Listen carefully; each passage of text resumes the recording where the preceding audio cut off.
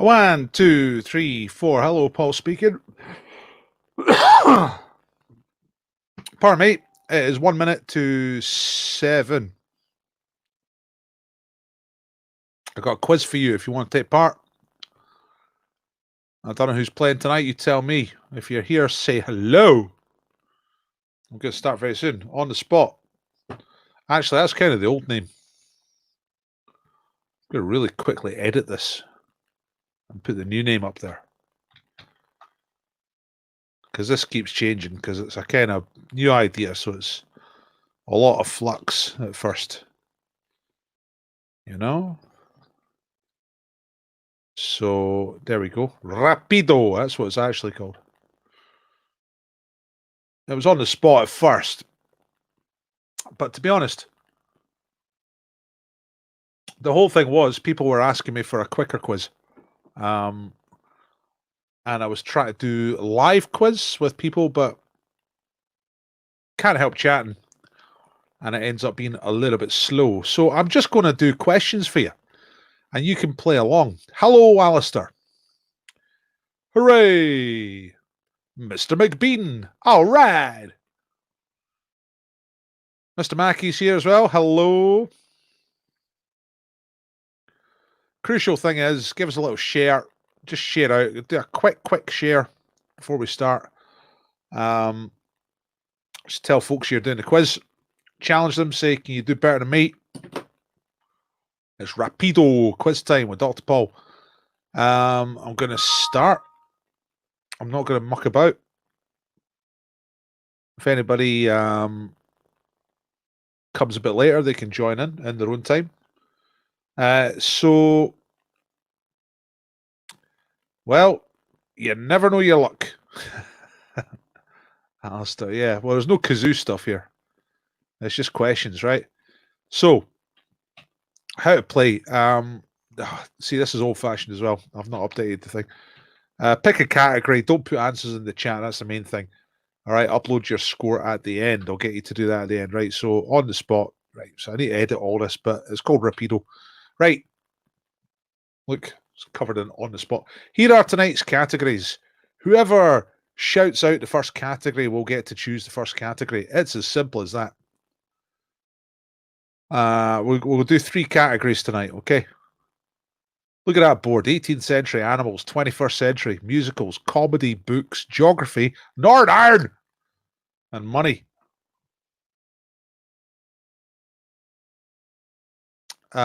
Choose a category. First one to choose a category will be the chooser.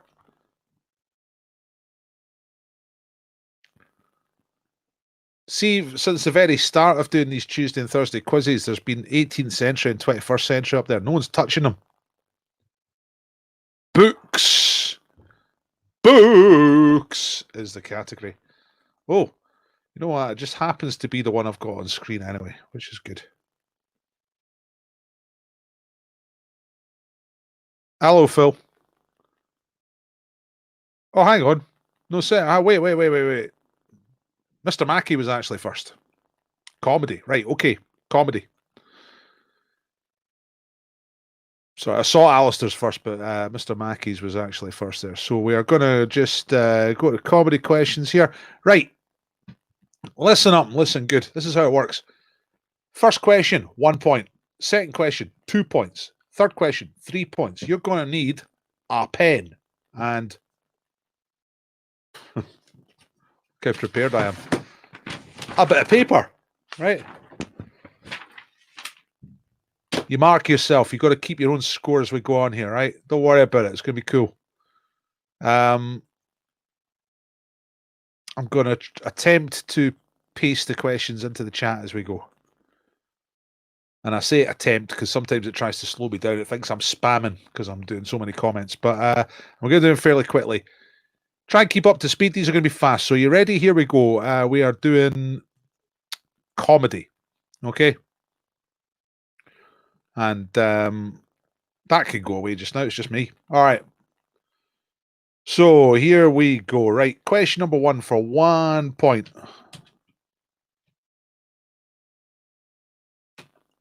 Easy one. for 1 point. What is the name of the character played by Tony Robinson in all 4 series of the British sitcom Blackadder?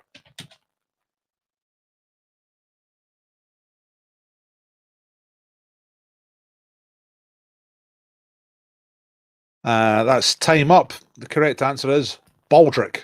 1 point for Baldric. I'm not going to type out the answers. I'm just going to type the questions. And if you need any clarification, just ask me. Right, 2 point question. In the comedy category, who plays Dr. Evil in the Austin Powers films? If I move back a little bit, I can just about squeeze myself in between the question and the top of the screen there. In fact, we don't need that. That's a little better. Okay. So, who plays Dr. Evil in the Austin Powers films? The correct answer is Mike Myers. 2 points for Mike Myers. Okay. These are going to get more difficult as we go on. Here's the 3 point question. You mark yourself as you go. Which country was the Sacha Baron Cohen character Borat from? Tick, tock, tick, tock. I'm going to give you about 10 seconds on each question. This is Rapido. Correct answer is Kazakhstan. Kazakhstan for 3 points. Okay. It's time for first multiple choice. There's 2 multiple choice questions in each set. So this is for 4 points.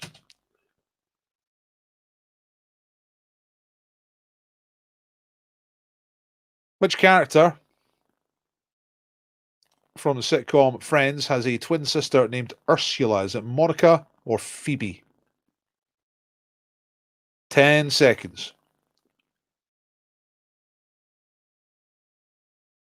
Is it Monica or Phoebe who's got a twin sister named Ursula? The correct answer is Phoebe. For 4 points. Phoebe. Right, how are you getting on? You got them all right so far? I'm sure you have. You have 10 points if you got them all right so far. Triangular numbers. Here's 5 point question. Which BBC radio station was Russell Brand working on when he was suspended for broadcasting obscene phone calls back in 2006?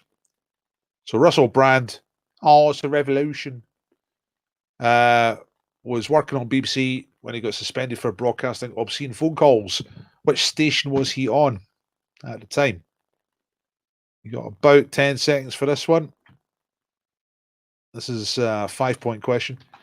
Correct answer is BBC Radio 2. Radio 2 is the right answer. Did you get that one? It's more difficult. They get more difficult as we go on.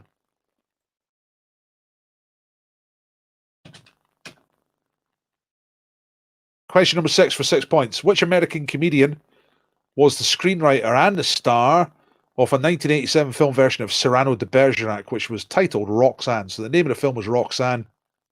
It was a take on Cyrano de Bergerac. It came out in 1987. Which American comedian was the screenwriter and the star of that production? He'd been trying to get it made for years. I'll give you about 10 seconds. 10 seconds will pass. Correct answer is Steve Martin. Steve Martin. I might have struggled with that one. I knew it because I wrote it, but that's all. Right. Question number 7 is the other multiple choice one.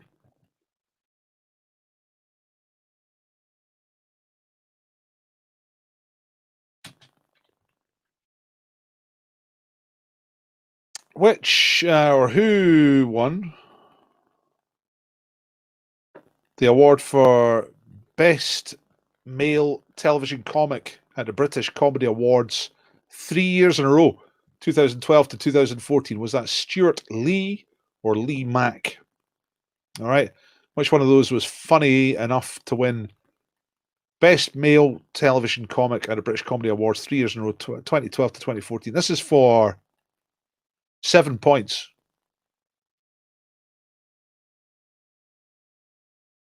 Correct answer is Lee Mack. Lee Mack. Okay. Getting more difficult now. Last 3 big money prizes, big money points, anyway. For 8 points, what is the first name of Mrs. Brown in the TV sitcom Mrs. Brown's Boys? So it's like everyone's favourite sitcom. I've never seen it, but I keep hearing about how good it is. What is the name of Mrs. Brown in Mrs. Brown's Boys? What is the name of the character? She, he, it is called Agnes. I've started typing these in. Can't help myself, right? You don't get long to answer these questions. Number 9 for 9 points. What was the name of the 1964 Carry On film in which Kenneth Williams plays Julius Caesar? A genius, Mr. Kenneth Williams playing Julius Caesar. For the Romans. What was the name of that particular Carry On film? You have about 5 seconds left to get this. A is Carry On Cleo. Is correct for 9 points. Right, okay. There's one last question. I don't think these have been too hard. I wonder if anyone's going for a full house. Here's an obscure one, but I know I've used it in a quiz before, so you might know it. So, I don't know. Let's check it out.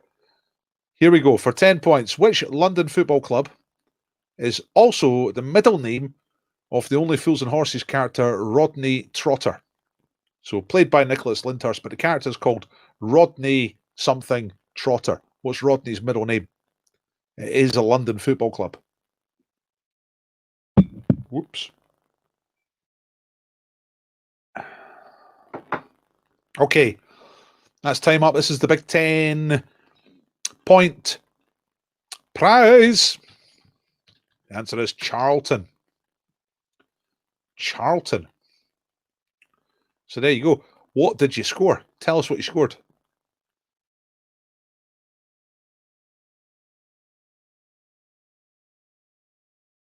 I might have missed the Russell Brand one. I might have said Radio 6 for that. I wouldn't have known Lee Mack or Stuart Lee. I might have gone for Stuart Lee. Mrs. Brown's Boys. Did I know she was called Agnes Brown? Probably not.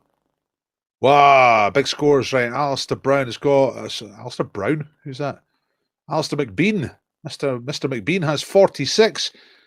And Jonathan has got them all. I think that's our first full house. 55 points.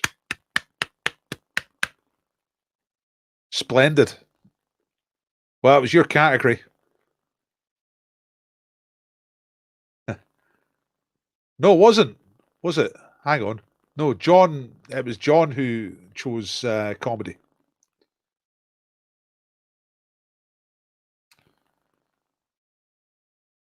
$40 for Mr. Mackey. 47 for Phil.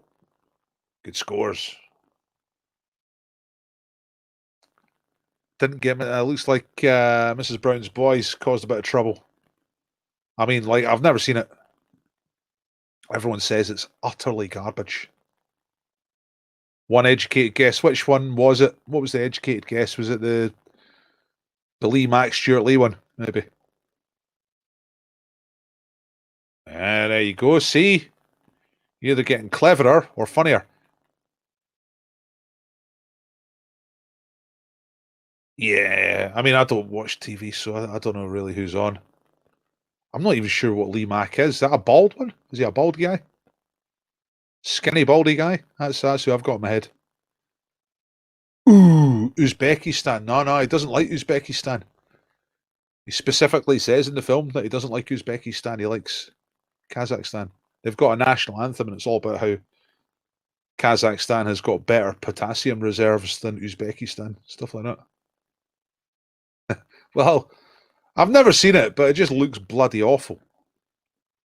It looks like the worst sort of pantomime garbage. Lee Mack as in lie to me, not bald. Who's the bald guy I'm thinking of? Is there a bald comedian? Aye, that's it. That's it. Lee Hurst. That's the bald Lee I'm thinking of. Right, anyway.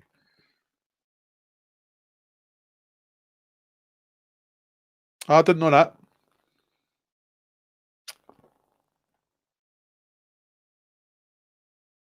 They're in South London, aren't they? Peckham's South London, so that's Charlton.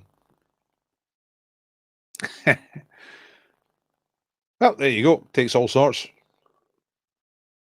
I mean, it's massively popular, no doubt about that. Right, let's get back to our grid. Comedy's gone. What are we getting next, folks? You tell me. First one to call it gets it. Oh, yes. Brilliant. Thank you, Mr. Doyle.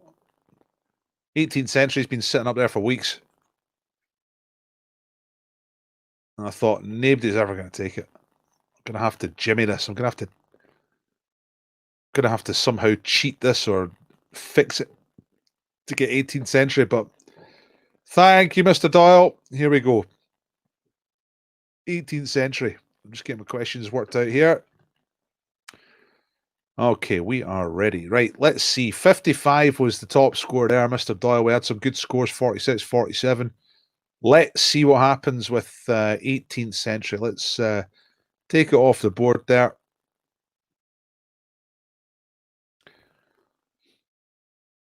Let's just leave the board up this time, see if that's any better. So, here we go for 1 point. Ah, that's good. Just worked out. I don't have to type one every time. I can just pick up the other box. That's fine. Right, here we go. Ready for 1 point. What was the name of George Washington's wife, the First Lady of the United States? So, Mrs. Washington, George's wife, what was her first name? Correct answer is... No, I'll do the answers in capitals. That'll do. That'll like make it a bit different. Martha. 1 point for Martha.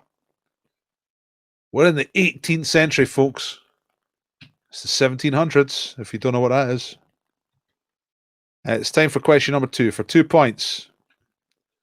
Which 18th century English author wrote the novel Moll Flanders? Moll Flanders. I'll give you round about 10 seconds. Then I'm going to tell you who it is. I've only got the guy's surname written down, so hopefully I've got his first name right. It's Daniel Defoe. Same guy that did Robinson Crusoe.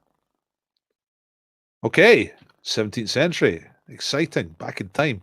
Time travel, like Bill and Ted. You'll know this one.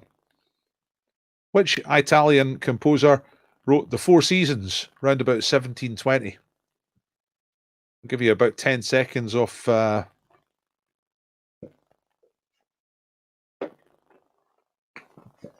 this.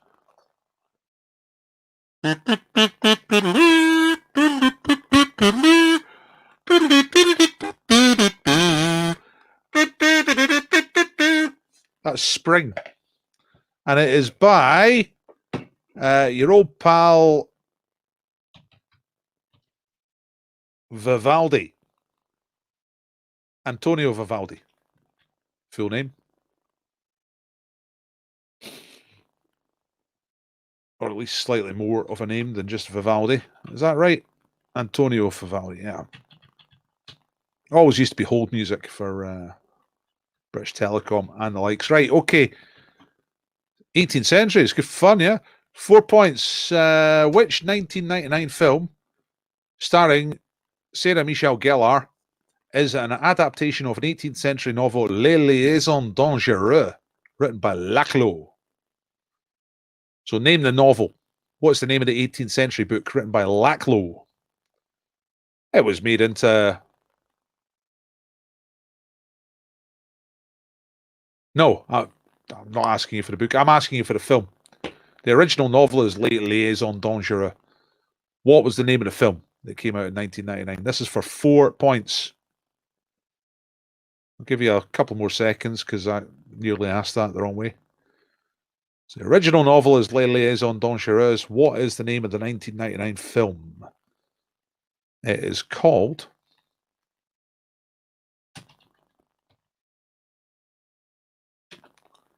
There we go. Cruel Intentions for 4 points. That's kind of about the 18th century. Right. Question number 5. Which island of the Balearic group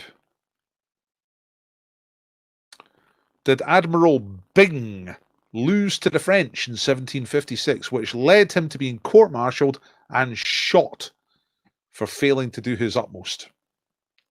Right, so Admiral Byng lost an island to the French, ended up getting shot by his own side for it, court-martialed. They accused him of not doing his best. 1756, and it's one of the Balearic Islands. Do you know which island it is? These are more difficult, aren't they, than the comedy questions? The right answer is Minorca. I mean, there's not much going on in Minorca. You didn't think he'd get killed for just losing the Minorca to the French. There you go. It was remarked that, you know, it's good to execute an admiral every now and again to encourage the others. It's a famous quote associated with it. All right. There's some more. Actually, I'm going to have to rewrite this question because the previous question kind of gives it away. Right, okay. I'm going to write a different question here for 7 points. No, where are we? Yeah, 6 points. What was the name of the war that Britain and France were fighting with each other? I'm typing this.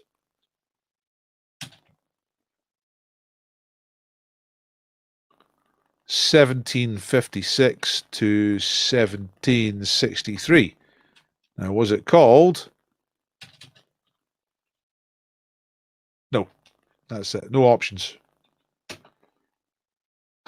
And I had capitals turned on, so that looks like a moron has typed that. But there it is. It's me who typed it.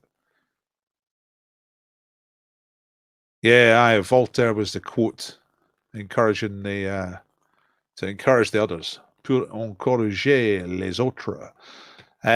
So what was the name of that war? There's a major clue here. All right. What was the name of that war that Britain and France were fighting with each other from 1756 to 1763? For 6 points, it is called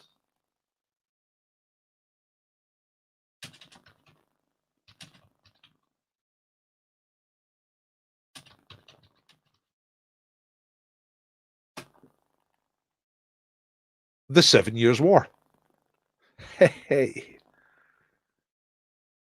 Okay. Here's a 50-50 one. No, not quite. Here's the 50-50 one, right? I've got things in a slightly weird order here.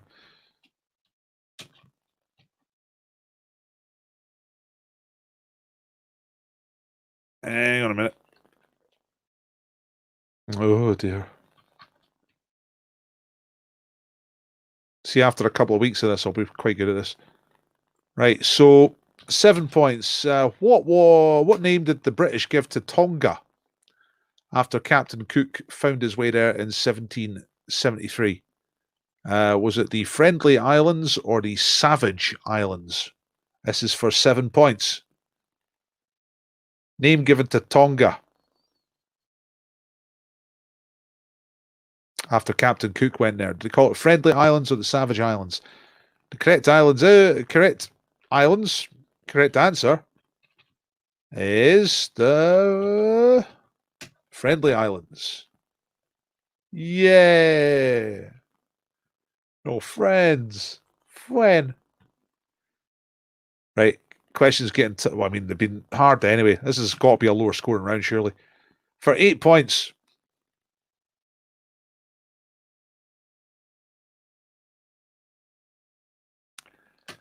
Yale University in the USA was founded in 1701 in which modern-day state? All right, so which state of the USA has Yale University? This is for 8 points. Got to be one of those northeast ones, but which one? 8 points, 10 seconds altogether. I think you've had your 10 seconds. Well, I've still got to type it. There we go. Right answer is, for 8 points, Connecticut. Connecticut. Which may be spelt wrong, might be spelt right. I'm not quite sure. Right, 2 more questions for the 18th century. Super tough. For 9 points.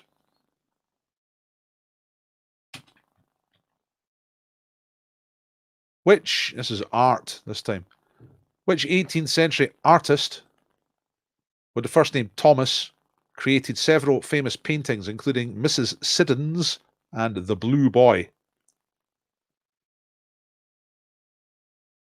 Thomas who? Mrs. Siddons and The Blue Boy. You have a couple of seconds left to get this one. Correct answer is Thomas Gainsborough. That's for 9 points. Right. Now, you know the century, so this last one might not be too tough because you already know the century. Within 10 years, what year did Isaac Newton die? That's the man who invented gravity in his lunch hour under a tree. So, what year did Isaac Newton finally give in to gravity and die? Correct answer. It's got to be 17 something, isn't it? 1727. So if you said between 1717 and 1737, you got the 10 points, right? That was a brutal quiz. I don't expect high scores. You tell me what you got. 18th century. You've avoided it for a couple of weeks, and your instincts were correct. It was bloody difficult. You know, he was 84 when he died. Not bad. Born in 1643. You know what, Alistair? I think that's pretty damn good. 28 points. I think that's good. Just looking back, I wonder where the easy ones were or the less difficult ones were. Maybe Yale and Connecticut, you might have known that. Tonga. Just looking at the high scoring ones. Mind you, Thomas Gainsborough is not exactly obscure, but it's easily something that a lot of people wouldn't know. Mr. Doyle got 26 that time. So, and 28 as well for Mr. Mackey. Fantastic. Very, very close between those three. 18th century. Bloody hell. Phil's down 15. I'd be happy to get anything on that round. Went for Massachusetts, for Yale, thinking of Harvard. Yeah, Harvard's more or less Boston, isn't it? Which is Massachusetts. Forgot the Dangerous Liaisons one. Yeah, that was a bit of a sneaky one anyway. Not really about the 18th century. There's a wee bonus fact for Mr. Doyle. Newton was an MP but spoke only once in the Parliament. That was back in the day when being an MP was even easier than it is now. I mean, it's a golden ticket, isn't it, these days, getting to be an MP. The last thing you want to be is a minister or a prime minister or anything like that. You just get nip all day in your head, right in your ear. What are you going to do? What are you going to do about the virus? What are you going to do about exams? What are you going to do about bicycles? You know, that must be a pain. But see, if you're just an MP, it must be a piece of piss. Must be easy. I'm just, right, yeah. Just looking up this Newton Parliament. Newton served 2 brief terms as Member of Parliament for the University of Cambridge. The University of Cambridge. In 1689 to 90 and 1701 to 02. He was knighted by Queen Anne in 1705 and spent the last 3 decades of his life in London. He was warden, that was a job. He was master, that was a job. Oh, of the Royal Mint. And he was president of the Royal Society. So he got loads of jobs. So he was probably all right for money, which might explain why he lived to 84 in such times. Right, okay.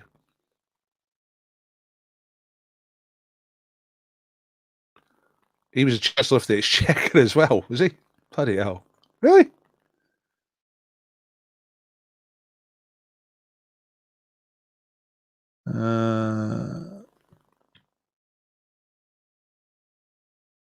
Newton moved to London, take up post of warden at the Royal Mint in 1696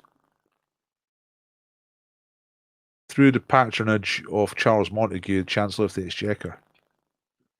No other mention of it. I don't know if he was Chancellor. He was working with the money, anyway, down at the Royal Mint.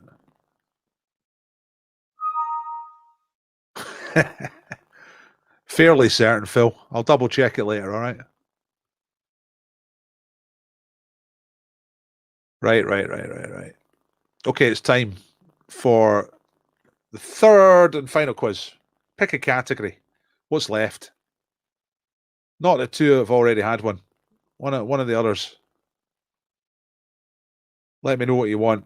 It's choose your last category time. I must read more about Isaac Newton. That sounds like he packed a lot in. Books! Okay. Okay, Alistair, let's do it. Let's get the books out. Let's cook the books. Right, here we go. Right, real quick, okay? 55 points. Here we go. Books.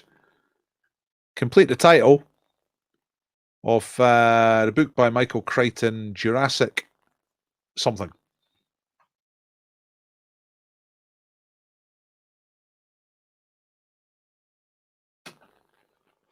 Just looking up the year for you. 1990 it was written, or it's first published anyway. 1990.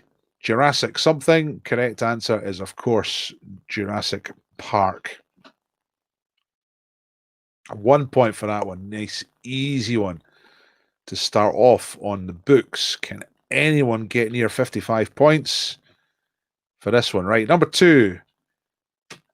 Which American author's works include A Short History of Nearly Everything, Notes from a Small Island, and Down Under? He's a modern-day writer, been popping out extremely popular books for the last 20, 30 years. Highly readable. Lived in Britain for a long time. But he's an American writer. The correct answer is Bill Bryson. There he is. Bill Bryson. Okay. I think most of you got the first two totally right. I think most of you will get number 3 as well. Might not already have stuff, but it gets a lot of press. Which author...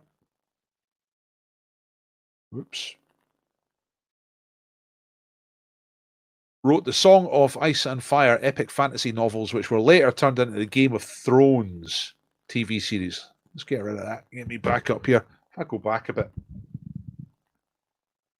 If I sit up, you can see me. So which author wrote Song of Fire and Ice, or Ice and Fire? That became Game of Thrones. The correct answer is George R.R. Martin. There we go. 3 points. Here comes a 4-point question.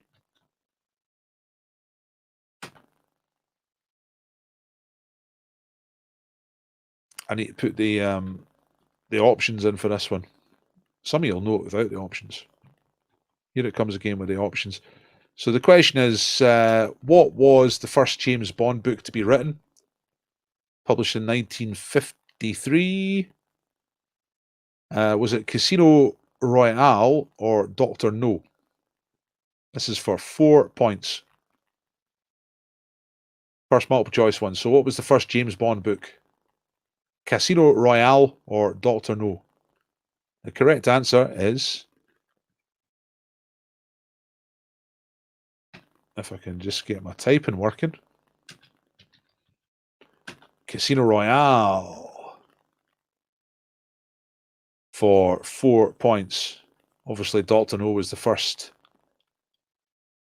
official film, but Casino Royale was the first book. I've read it. I read a bunch of them when I was in my 20s. I thought they were pretty good. Good writing. Okay, 5 points. Which American author wrote The Prince and the Pauper, first published in 1881? Classic switcheroo story. The Prince and the Pauper. Who is the American author responsible for that? It is Samuel Longhorn Clemens, better known as Mark Twain. Either answer's fine for 5 points. Mark Twain is probably the name he put it under. Okay. Now we're getting into the top half of the questions. For 6 points,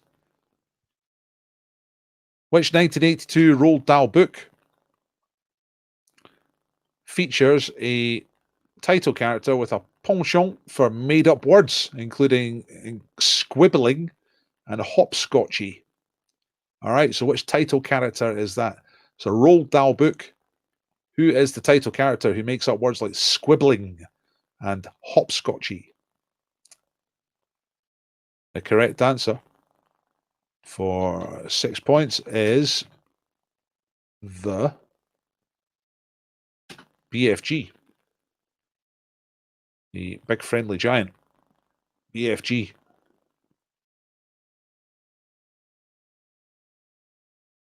Okay.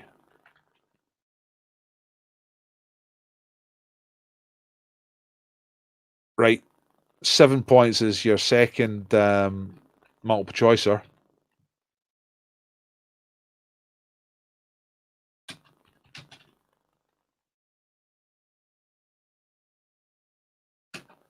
What is the name of the dog that hides in the Where's Wally books? Oops. There we go. Is he called Rover or Woof? All right. What's the name of the dog out of Where's Wally books? You know Where's Wally? It's stripy tap. He's hiding in the picture. But what's the name of his elusive dog? Rover or Woof? Correct answer is, for 7 points,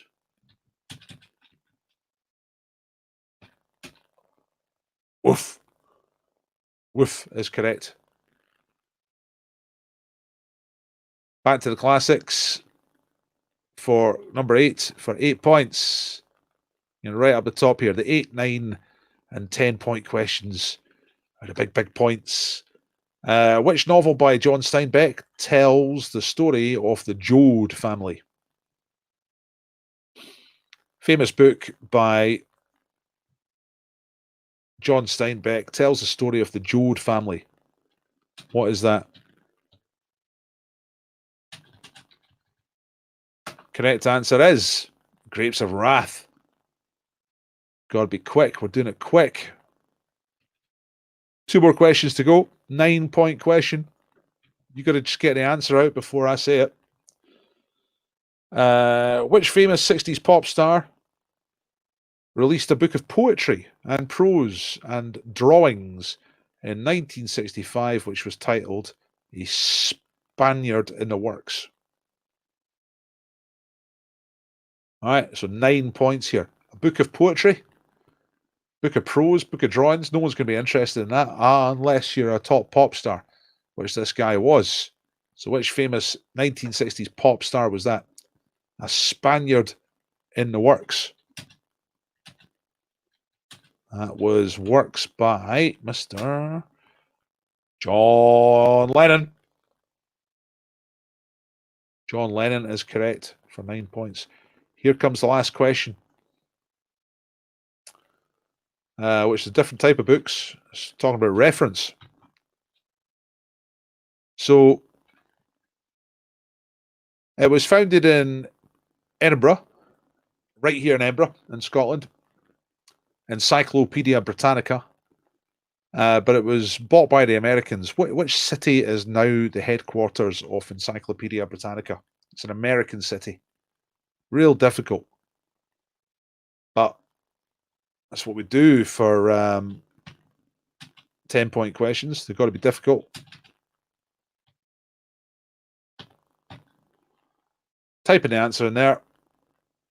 I'll give you 3, 2, 1 seconds. Pick somewhere now. Correct answer is Chicago. Da-da-da! And that's it. That's 55 points on books. So, how'd you get on this time? I think that was midway. I think that was less difficult than 18th century, but more difficult than comedy, I think. I'm going to give you a link to upload your total score, which is the same link as I normally use. So it'll be the same form.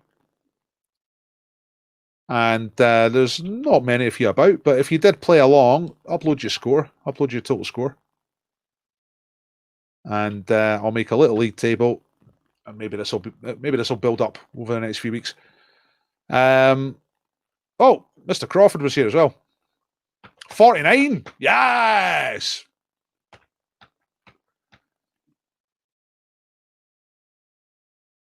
$43 for Mr. Dollar. Didn't get number 2, number 10. So, oh, you didn't get a BFG, so you got everything else. You got the Chicago one. Alan, that's good going. Alistair got 37. Daniel Defoe and George R.R. Martin both changed their name. Born Daniel Foe and George Martin. Yeah, that's what you're doing. You just add middle initials for gravitas if you want to be taken more seriously. Dr. P. Paul. Paul J. Diamond. Something like that. Extra initial for a bit of gravitas. Went for Matilda. All right, okay. See, I might just say that, then I'll be caught out. But I was going to say, I know the Roald Dahl stuff. Pure guess on Chicago. Excellent. Whew. Golden arrow. Back of the net. Phil got 27. Still a good score. Yeah, well, I wondered that. I've often wondered that. Like, is it just simply, I'm a bit like Tolkien, so I'll put 2 R's there. Is that all it is? Is there anything more to it than that? I have wondered that. Went for Boston for the city. Boston would be a reasonable guess. Plenty of connections to the old country, you know. A lot of Irish people over there, so they might know some Scottish people, so they might have the books over there. Total 89. Aye, right. Well, you saw the link. Get your stuff uploaded now. If anyone wants to tip me, you are welcome. I think most of the people here are regulars, and I appreciate you just coming along. More importantly than tipping at the moment is sharing. If you share this with somebody who may be interested, or just all of your online friends. But I might as well stick my tip link anyway, just in case anyone thought I was worth a couple of quid. I'll do it again on Thursday. The idea is to have Tuesday and Thursday, which is just a slightly quicker quiz. You know, I might bring back the live stuff on the Thursday, but I need more people because I had an idea for it, for like a knockout thing. You know, like a little bit like the knockout on 15-1, question or nominate, kind of like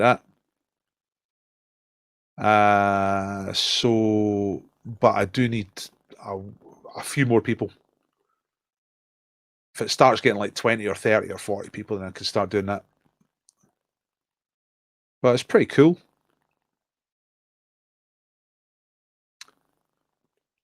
This is potentially one I could hook up to one of the systems, actually.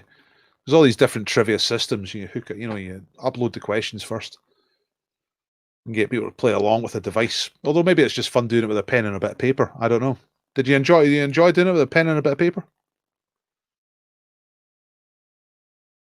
Casino Royale, the fancy meal he ordered is Liebfraumilch and hamburger.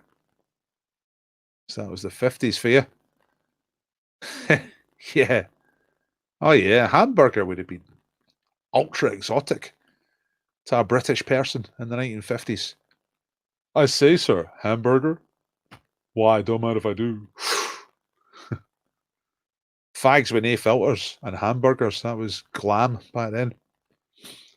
What do we find glam now that's going to be really, really mundane in the future? Like, it's kind of already happened, isn't it? We're kind of regressing now. Like, we were more rich in the 90s and the 2000s than we are now. Used to be fairly normal to go on holiday, stuff like that. Not anymore.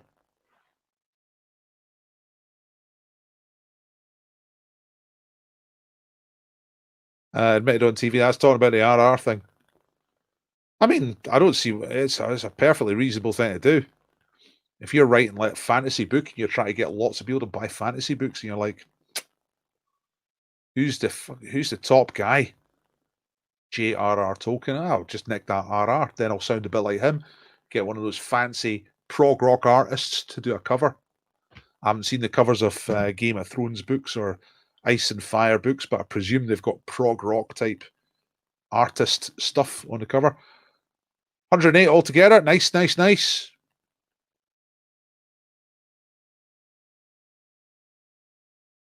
Yeah, I wouldn't imagine. It's just doodles, really, isn't it? I think I've seen one or two pages out of it. I've never seen the whole thing. Spaniard in the works. Yeah, the knockout is. I was working on it the other day, just trying to get exactly how the format works.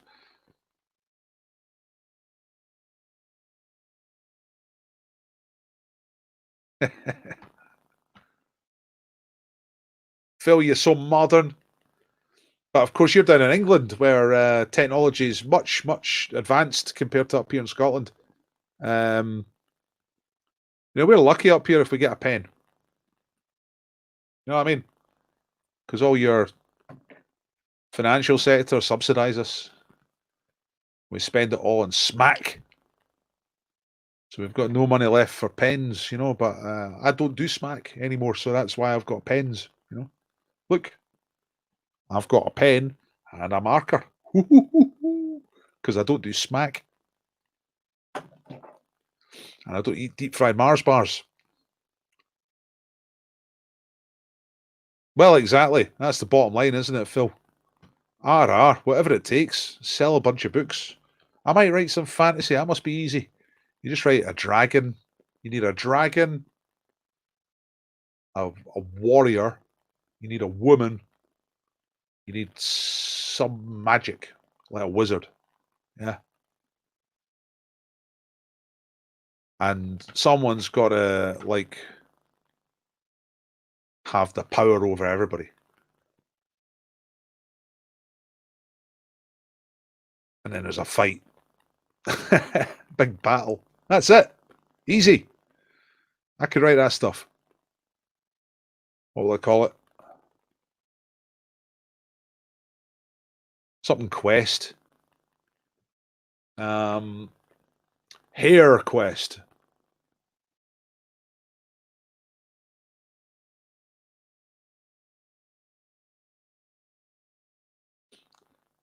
Yeah, thanks, Phil.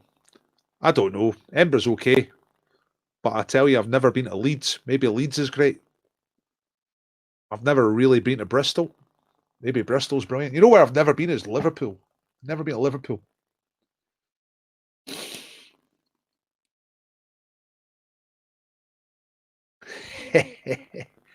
That's because we're not junkies, Alan. We're thieves.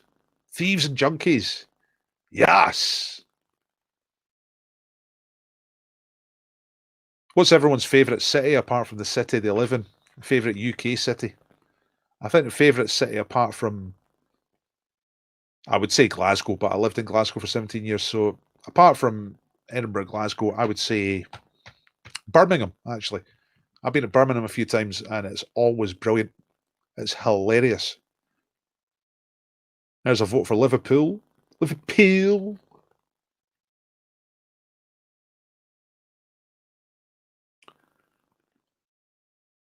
Yeah, it's easy to think back on what things used to be exotic. Like, yeah, the Costa Brava, exactly. 70s. You remember Duty Free with Keith Barron? And that was into the 80s, and it was like the lower middle classes had started to go to Spain, regularly. And then plebs like me started going to Spain and France. And that was it. Game's over.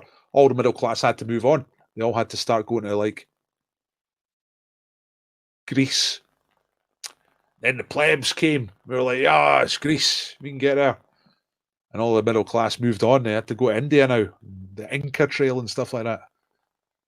To be more classy. Catch up with you all in the end, folks. But it's difficult to think what is exotic now and will be not exotic later. Like, I can't even think of anything that's really exotic now. What's really exotic? I suppose going into space is exotic.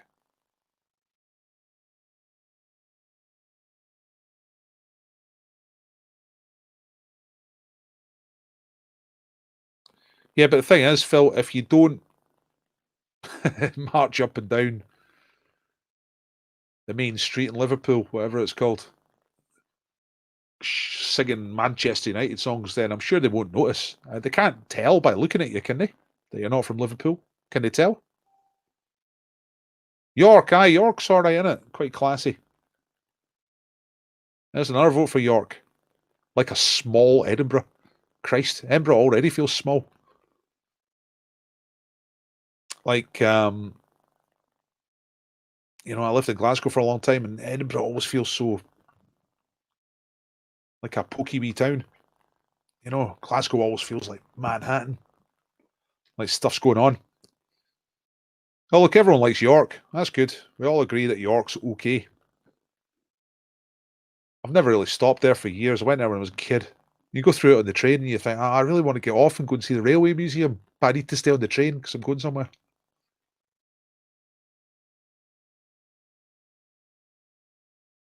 Force a habit, I would imagine. Loyalty. Alistair, Phil turned up on the live quizzing last night and he had Manchester United top on. So I think he's quite serious about it. I think he's quite involved. I don't care anymore about football loyalty. I don't care. I've never been the sort of person to care deeply about one particular team. I have flirted with different teams, supported different teams. What I'll do now, I'll go and see Edinburgh City, just along the road. 5 minutes down the cycle path.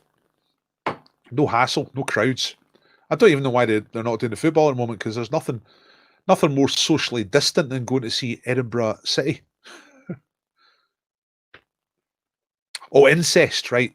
I wondered what that comment was about, Mr. Doyle. Incest. I was thinking, are you talking about Liverpool or Leeds? Or no, you were talking about Game of Thrones. Right, aye, incest. Is there any incest in Lord of the Rings stuff? Does Frodo get serious with one of the other ones? Bilbo. Bournemouth. I lived in Poole when I was a kid, which is right next to Bournemouth. And I was only 4 when we left. But I remember it really fondly. We used to go to the beach at Bournemouth. To me, Bournemouth is just ice cream and sand and kites. Newcastle, had a few nights out in Newcastle, always ends in trouble, but good trouble, you know. The sort of violence that you reminisce about happily later on. Douglas on the Isle of Man. That's not City, is it? Must be about the size of Peoples. Ooh, motorbikes. Danger, danger. Right, I'll tell you, Phil, tell you which teams I've supported. Like I said, I lived down south in England when I was a kid, so it didn't really matter. And my father was absent, so he was a Chelsea fan, but we never went to football or anything like that. Moved here with my mum because she was from Edinburgh. She married an Edinburgh guy, so he's my stepdad. So he was a Hibs fan, so I used to go and see the Hibs. Then we moved out to the Borders, and it didn't matter out in the Borders; you could support anyone. And Aberdeen were popular because they were winning the European Cup Winners' Cup, so I supported Aberdeen for a little while, 2 years, 1 year, something like that. And then Celtic because I had friends who used to regularly go through to Glasgow to watch the games. So if I was a Celtic fan, I could go with them. So I became a Celtic fan. So Celtic for years and years and years. Then I moved to Glasgow to go to university. And as soon as I moved to Glasgow, I thought, nah, I don't like this. So I supported Partick Thistle instead. Growing up out of the sectarian thing, you know. Instead of waving IRA flags like I did when I was a teenager. Partick Thistle since then, really. But not in a very serious way. Like, you get Partick Thistle fans who, you know, born and bred, and they really care when Thistle lose. I don't. I don't care. I'll go and see the game. I'll scream and shout and jump up and down, but I don't give a monkeys if they lose. I don't care. And I was a journalist for a little while, going to lots of different games. So I just like going to games. I just like going to a ground and watching a game on a Saturday afternoon, specifically 3 o'clock. Any other time's wrong. 3 o'clock Saturday afternoon. I don't care. Cowdenbeath versus Vale of Leithen. Brilliant. Montrose versus Cowdenbeath. Brilliant. Annan Athletic versus Arbroath. Perfect. Love all that stuff. Anyway, I'm blethering. Yes, good, important point, Jonathan. It's always worth remembering what we have here, which is a very stable government, stable climate. No floods. Fantastic. That's the thing about England. England's always flooding. They should build it up a bit. Right, I better get out of here. Thanks for tuning in. Tell people about the quiz. I'm going to do this again on Thursday. Like I say, if I get the numbers up a bit, I'll consider doing the knockout thing. I believe I've calculated, or I'm guessing really, that I need about 30 or 40 people on, and then I would get maybe 4 or 5 on live. And I've developed a wee format. It's fairly similar to. It's nothing super complicated. It's just very similar to 15 to 1 question or nominate. It's just knocking people out, yeah, until you're the sole survivor. Plus, if I get more people, then I can maybe get a sponsor, so I can maybe get a prize, because otherwise I can't really fund it. You know what I mean? So, anyway, what's this? Went to Montrose 5 East Stirling 4, possibly the greatest game I've ever been to. Yeah, that sounds absolutely perfect. Absolutely perfect.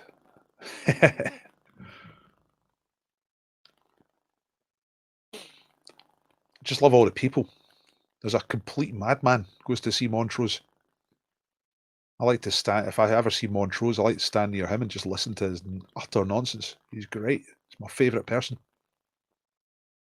in the world. Apart from my daughter, of course. Right. Blah, blah, blah. I keep saying I'm going to go, and then I keep blethering. It's nice to have you all here. It's nice to talk. Might get a wee boost when we get another lockdown. You know, a few more people doing this sort of thing. Take care. I'm out of here. See you later. Bye.